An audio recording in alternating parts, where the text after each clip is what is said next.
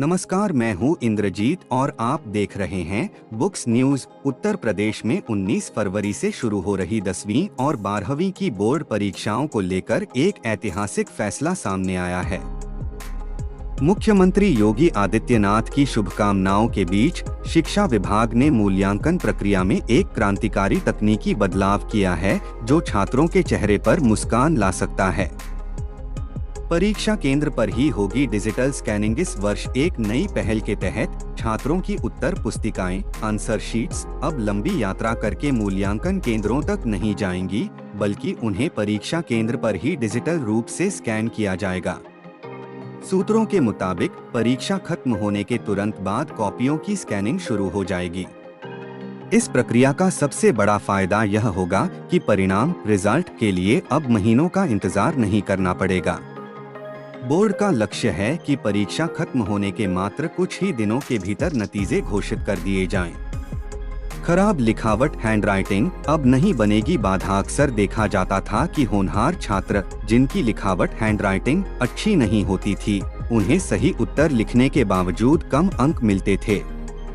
लेकिन अब digital scanning तकनीक इस समस्या को खत्म कर देगी।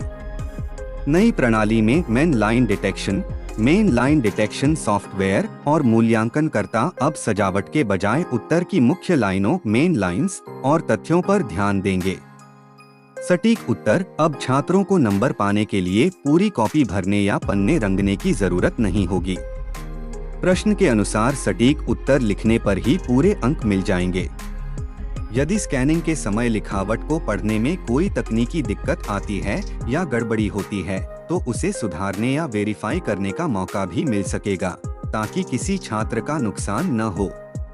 पायलट प्रोजेक्ट उम्मीदें और आशंकाएं। हालांकि यह तकनीक इस वर्ष पहली बार उपयोग फर्स्ट यूज में लाई जा रही है, इसलिए इसे लेकर कुछ संशय भी बना हुआ है।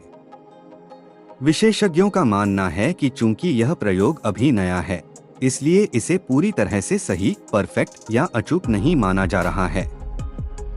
सिस्टम में तकनीकी खामियां न आए, इसे लेकर प्रशासन सतर्क है।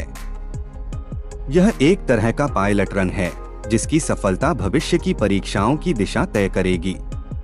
निष्कर्ष 19 फरवरी का दिन न केवल परीक्षा शुरू होने का दिन है, बल्कि उत्तर प्रदेश की शिक्षा व्यवस्था में तकनीकी क्रांति का भी दिन है। जहां एक तरफ सीएम योगी का आशीर्वाद छात्रों के साथ है, वहीं दूसरी तरफ यह नई डिजिटल प्रणाली उन छात्रों के लिए वरदान साबित हो सकती है जो अपनी लिखावट को लेकर चिंतित रहते थे। अब जोर दिखावे पर नहीं, बल्कि ज्ञान पर होगा।